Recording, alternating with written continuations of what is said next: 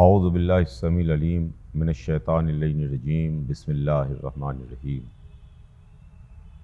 قال اللہ سبحانہ تبارک و تعالی فی کتابہ المبین وہو اصدق الصادقین بسم اللہ الرحمن الرحیم ان الدین عند اللہ الاسلام۔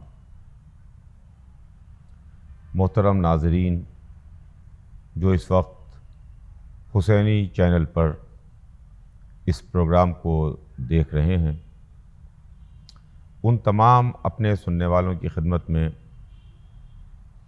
میں یہ عرض کرنا چاہتا ہوں کہ قرآن مجید کی آیہ مبارکہ جس میں پروردگار عالم نے ارشاد فرمایا کہ یقیناً دین اللہ کے نزدیک اسلام ہے،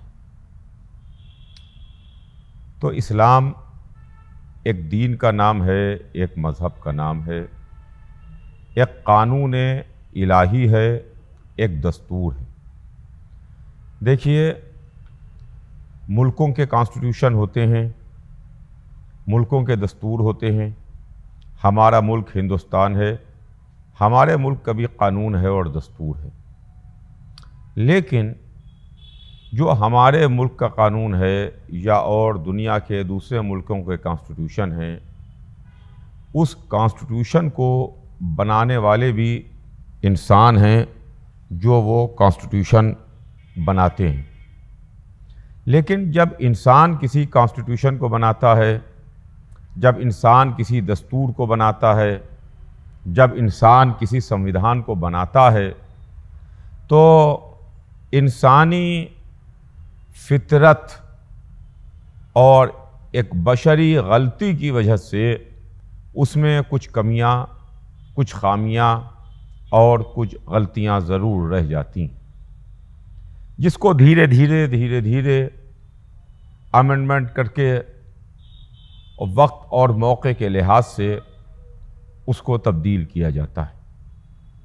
لیکن اسلام وہ کانسٹیٹیوشن ہے، وہ دستور ہے، وہ قانون ہے، وہ مذہب ہے کہ جس کا بنانے والا بھی اللہ ہے اور جس کا بھیجنے والا بھی اللہ ہے۔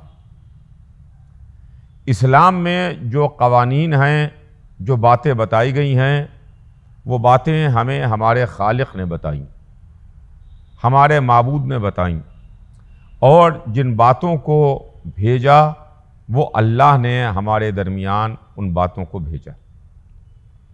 تو ظاہر ہے کہ وہ ذات جہاں علم عین ذات ہے، جہاں غلطی اور خطا کا کوئی امکان ہی نہیں ہے، ظاہر ہے وہ کائنات کا مالک ہے، کائنات کو خلق کرنے والا ہے، وہ عالم الغیب ہے، غیب کا جاننے والا ہے۔ تو اس نے تو جو قانون بنایا ہمارے لیے، جو دستور بنایا ہمارے لیے، وہ اتنا مکمل نظام ہے، اتنا مکمل دستور ہے جو صبح قیامت تک کے باقی رہے گا۔ آج اسلام کو 1400 برس بیت گئے، اسلام 1400 برس پرانا مذہب ہے، لیکن 1400 برس پرانے مذہب میں جو آج سے 1400 برس پہلے مکے کی سرزمین پر عربستان میں جو مذہب آیا، جو قانون آیا، جو دستور آیا، جو کتاب آئی، آج وہ پوری دنیا میں پھیل چکی ہے، اور ہر اس کا ماننے والا یہ بات کہہ رہا ہے کہ لگتا ہے کہ یہ قانون ہمارے واسطے ہے، یہ دستور ہمارے واسطے ہے، یہ کتاب ہمارے واسطے ہے۔ پہلی چیز تو یہ ہے کہ 1400 برس کے بعد بھی یہ بالکل نیا ہے، بالکل تازہ ہے، اور 1400 برس بعد کا مسلمان بھی اس بات کو محسوس کر رہا ہے کہ جیسے یہ ابھی ابھی بنا کر کے ہمارے واسطے بھیجا گیا ہے۔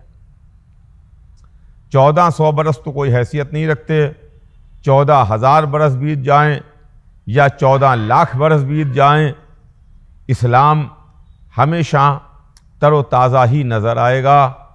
اس کے قانون، اس کے دستور، اس کی بتائی ہوئی باتیں، یہ سب ایسی ہی نظر آئیں گی کہ ایسا محسوس ہوگا کہ جیسے آج کے سیاق و سباق میں یہ ہمارے لیے کہی جا رہی ہیں۔ تو اسلام نے جو باتیں بتائی ہیں، جو بنیادی چیزیں ہیں، جو بیسکس ہیں، وہ انسانوں کے واسطے ہیں، ہمارے واسطے ہیں۔ دیکھیے، عبادت ہے اللہ کے لیے، خالق ہے ہمارا، مالک ہے ہمارا، ایک چیز ہے عبادت۔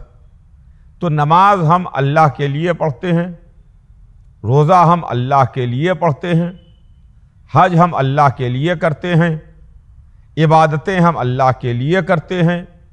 ان سب میں نیت ہوتی ہے قربتاً اللہ۔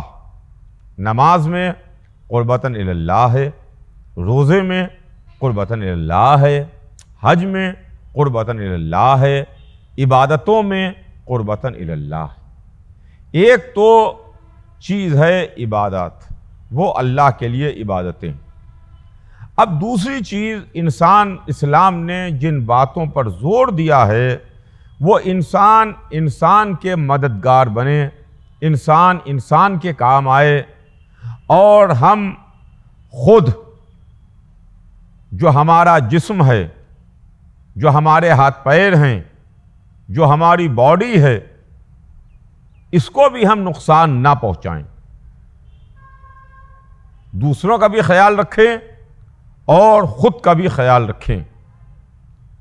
میں اس وقت حسینی چینل پر سننے والے تمام حضرات سے خاص طور سے توجہ کا طالب ہوں، اور یہ بات عرض کرنا چاہتا ہوں کہ اگر کوئی یہ سمجھے کہ جسم ہمارا ہے، یہ ہاتھ ہمارے ہیں، یہ پیر ہمارے ہیں، یہ زبان ہماری ہے، یہ آنکھیں ہماری ہیں، یہ کان ہمارے ہیں، یہ جسم اور باڈی ہماری ہے، تو یہ بہت بڑی غلطی ہے آپ کی، اور بہت بڑی بھول ہے آپ کی۔ یہ کچھ بھی ہمارا نہیں ہے، یہ ہے کسی اور کا، استعمال کے واسطے ہمیں دیا گیا ہے۔ دیکھیے، غور کیجئے گا، ہے کسی اور کی چیز، استعمال کے واسطے ہمیں دی گئی ہے کہ ہم اس کو استعمال کریں۔ اگر یہ ہماری ہوتی، دیکھیے ہماری چیز ہماری ہی ہوتی ہے، مشکل میں بھی ہماری ہو، راحت میں بھی ہماری ہو، اچھائی میں بھی ہماری ہو، برے موقع پر بھی ہماری ہو۔ اگر یہ تمام چیزیں ہماری ہوتیں تو بھی کبھی بھی ہمارا ساتھ نہ چھوڑتیں۔ جب ہمارے جسم سے روح نکل جاتی ہے تو ہماری روح نکل گئی، روح ہے ہماری، وہ روح نکل گئی۔ ہاتھ تو ویسے ہی ہیں، پیر تو ویسے ہی ہیں، آنکھیں تو ویسے ہی ہیں، کان تو ویسے ہی ہیں، زبان تو ویسے ہی ہے، یہ پورا جسم تو ویسے ہی ہے، مگر ہمارے کس کام کا ہے؟ ہم اس سے کوئی خدمت نہیں لے سکتے، اور اس کو لے جا کر کے سپرد لحد کر دیا جاتا ہے، دفن کر دیا جاتا ہے۔ پھر ایک بات اور بھی آپ اس کو اس طرح سے سمجھیے کہ جیسے ٹیکسی کرائے پر چلتی ہے، ہم ایک ٹیکسی چلا رہے ہیں جس کا مالک کوئی اور ہے، اس نے ہمیں چلانے کے واسطے دی ہے، ڈرائیو کرنے کے واسطے دی ہے۔ گاڑی کسی اور کی ہے، ملکیت کسی اور کی ہے، ہمیں چلانے کے واسطے ڈرائیو کرنے کے لیے دی ہے۔ ہم اس گاڑی کو ڈرائیو کر کے، گاڑی پر بیٹھ کے، گاڑی کو سڑک پر تیز چلا کے اور دوڑا کے اگر یہ سوچیں کہ یہ ہماری گاڑی ہے تو یہ ہماری بہت بڑی بھول ہے۔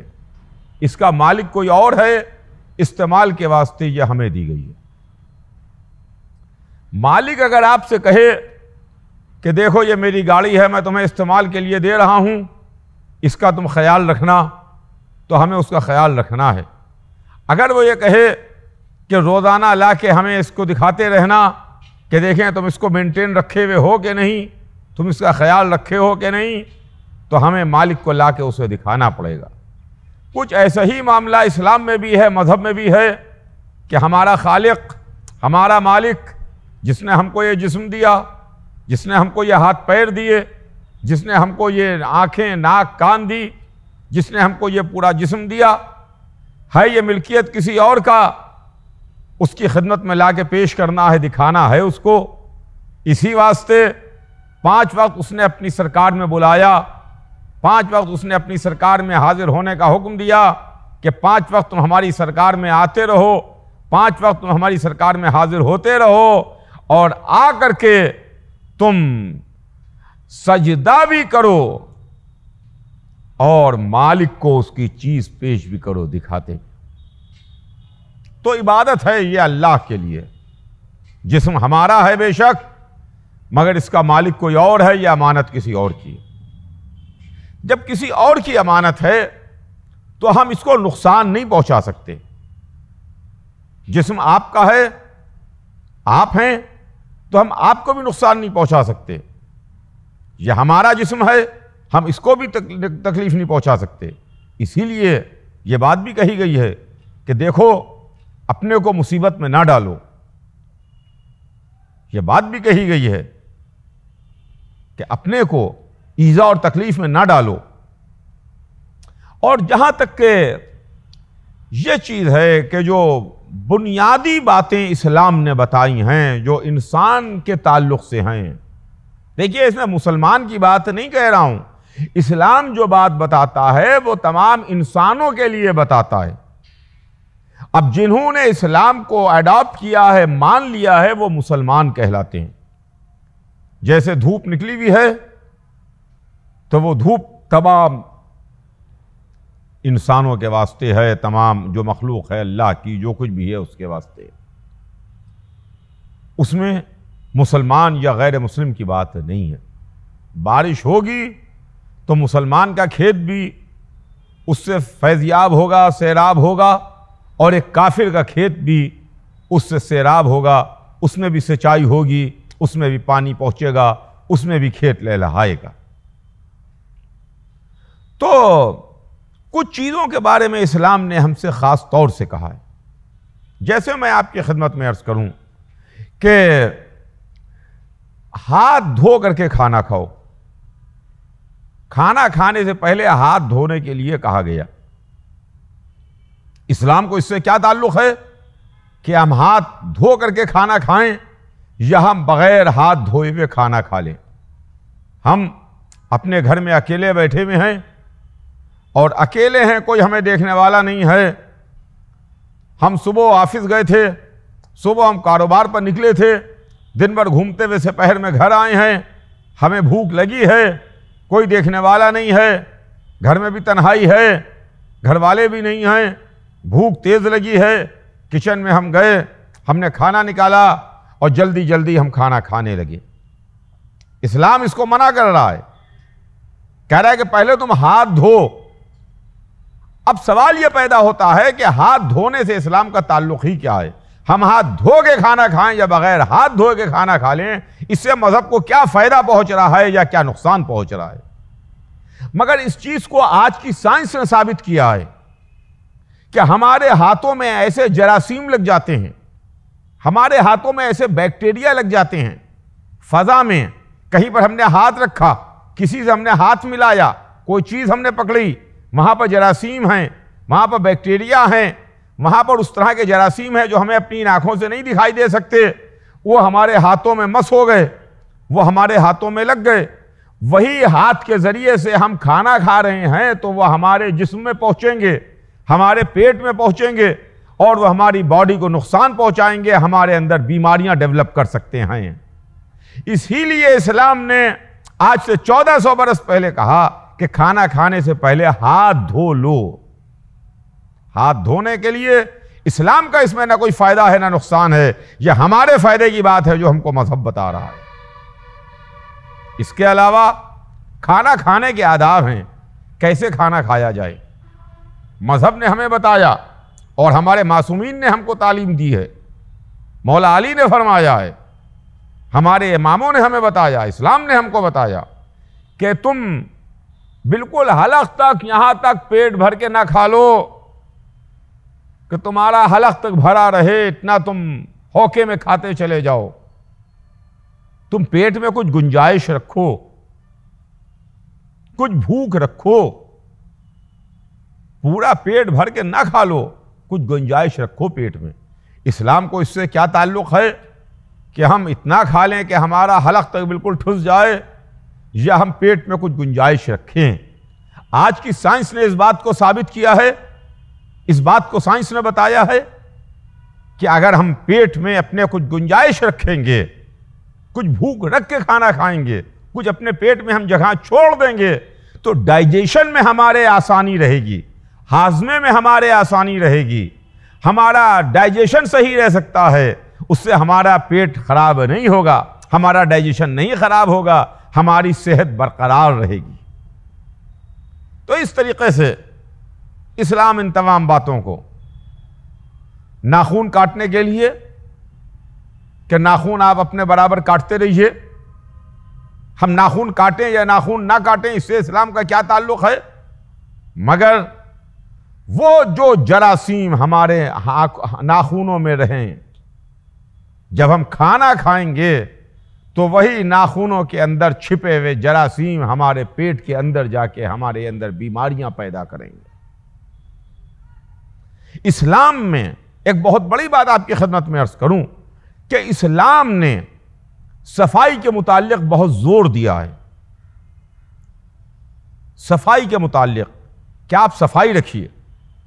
بدقسمتی سے اس کو اب میں کیا آپ کی خدمت میں عرض کروں کہ اگر آپ دیکھیں تو اسلام کے ماننے والے، لا الہ الا اللہ کہنے والے، محمد رسول اللہ کہنے والے، ان کے محلوں میں اگر آپ چلے جائیے تو آپ کو خطا معاف بہت زیادہ صفائی نہیں ملے گی۔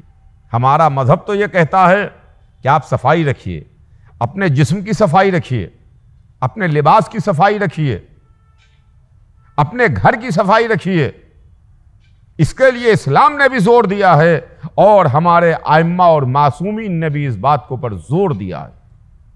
اسلام صفائی کو پسند کرتا ہے، اسلام طہارت کو پسند کرتا ہے، نجاست کو پسند نہیں کرتا، گندگی کو پسند نہیں کرتا، پاکیزگی کو پسند کرتا ہے۔ پاکیزگی پر زور دیا ہے، طہارت پر زور دیا ہے، صفائی پر زور دیا ہے۔ صفائی کے متعلق بھی بہت سی ائمہ کی حدیثیں ہیں جس میں ہمارے اماموں نے صفائی کے اوپر بھی بڑا زور دیا۔ چنانچہ مذہب میں، اسلام میں خوشبو لگانے کی بھی بڑی فضیلت ہے کہ صاحب آپ خوشبو لگائیے۔ اب ایک چیز ایک ہمارے جسم کی ہے کہ جسم سے ایک طرح کی بو نکلتی ہے، جسم سے ایک طرح کی بو نکلتی ہے، تو آدمی سے دور نہ بھاگے۔ میں گندا ہوں، میرے کپڑے گندے ہیں، میں 4 دن سے نہایا نہیں ہوں، اسلام اس کو منع کرتا ہے کہ نہیں، آپ نہائیے، آپ پاک رہیے، جسم کو صاف رکھیے۔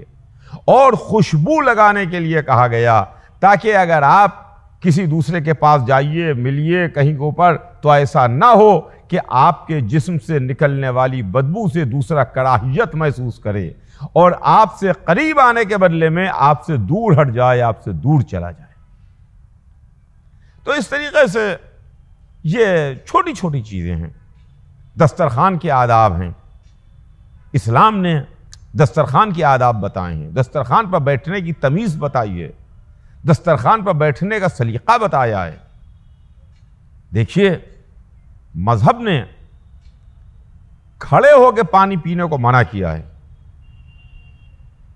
کہ صاحب آپ پانی کھڑے ہو کر کے نہ پیجیے، بیٹھ کے پانی پیجیے، کھڑے ہو کے پانی نہ پیجیے۔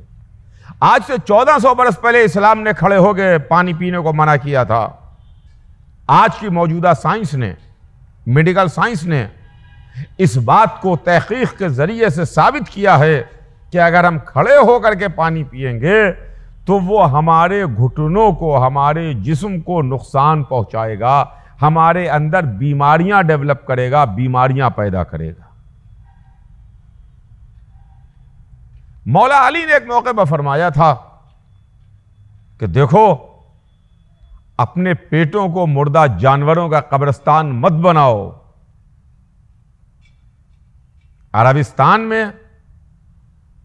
وہاں سوکھا رہتا تھا،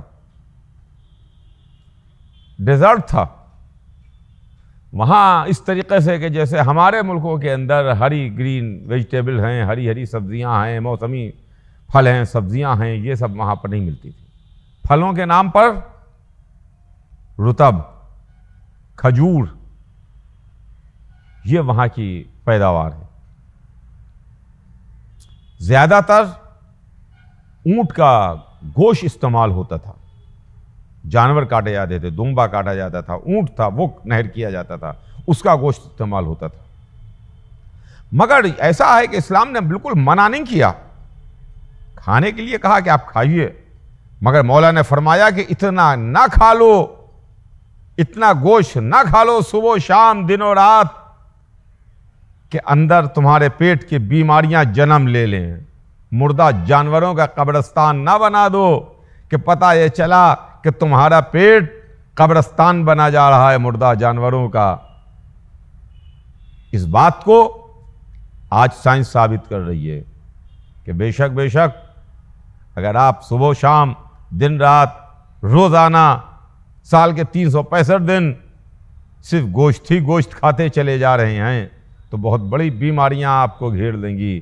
اور آج تو نئی نئی جو بیماریاں ہمیشہ سے ہیں، جن کے اب تو ہم کو نام معلوم ہوئے ہیں، ان کا کیسا آپ کولیسٹرول بڑھ جائے گا، ٹرائیگلیسرائڈ بڑھ جائے گا، لیور کے اوپر آپ کے اثر ڈالے گی، آپ کے گردوں کے اوپر اثر ڈالے گی، آپ کے گردے خراب ہو جائیں گے، آپ کا لیور خراب ہو جائے گا، خون میں چربی بڑھ جائے گی، ہارٹ میں بلاکیج ہو جائے گا۔ یعنی یہ تمام چیزیں مل کر کے آپ کے جسم کے اندر ایک بیماری پیدا کریں گی۔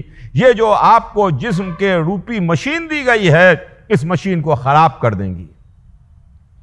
تو عزیزان گرامی، یہ وہ چیز ہے کہ جس کے متعلق اسلام نے بہت زور دیا۔ تو ہمیں بھی ان تمام چیزوں کو، ان تمام باتوں کو دھیان میں رکھنا چاہیے۔ جیسے دسترخوان کے آداب ہیں، اٹھنے بیٹھنے کے آداب ہیں، گھر میں داخل ہونے کے آداب کہ کیسے گھر میں قدم رکھا جائے، کیسے گھر میں داخل ہوا جائے، گھر سے باہر نکلنے کے آداب ہیں، پڑوسی کے حقوق ہیں، وغیرہ وغیرہ، چہرہ دیکھنے کے، آئینہ دیکھنے کے آداب ہیں۔ اس کے لیے معصومین نے ہمیں دعائیں بھی تعلیم فرمائی ہیں کہ اس موقع کے اوپر کون سی دعا پڑھی جائے۔ وہ تمام چیزیں تاریخ کے اندر اور دعاؤں کی کتابوں کے اندر بھی دعائیں موجود ہیں۔ تو میرے عرض کرنے کا مطلب یہ ہے آپ کی خدمت میں کہ دیکھیے یہ تمام بنیادی چیزیں ہیں کہ مذہب کو نہ اس سے کوئی فائدہ ہے نہ کوئی نقصان ہے۔ مذہب ہمارے واسطے آیا ہے، مذہب انسانوں کے واسطے آیا ہے۔ اگر ہمیں کوئی نقصان پہنچے گا تو یہ اسلام کو نقصان ہوا، ہم کو فائدہ پہنچے گا تو اسلام کو فائدہ ہے۔ اسلام بھیجنے والا، مذہب بھیجنے والا ہمارا خالق ہے، ہمارا مالک ہے۔ جس طریقے سے ایک باپ نہیں چاہتا کہ اس کا بیٹا تکلیف میں ہو، اس کا بیٹا بیمار پڑے، اس کا بیٹا برائیوں میں پڑ جائے، اس کا بیٹا غلط و بری صحبتوں میں پڑ جائے، اسی طریقے سے ہمارا خالق، ہمارا مالک، ہمارا پیدا کرنے والا، ہمیں بھیجنے والا، ہمارا اللہ یہ نہیں چاہتا کہ ہم بیماریوں میں گرفتار ہو جائیں، ہماری عادتیں خراب ہو جائیں۔ ہم کو اس طریقے سے بتایا گیا 1400 برس پہلے، اور آج کی موجودہ سائنس جو ہے اس کو بھی ہمارے سامنے پیش کر رہی ہے۔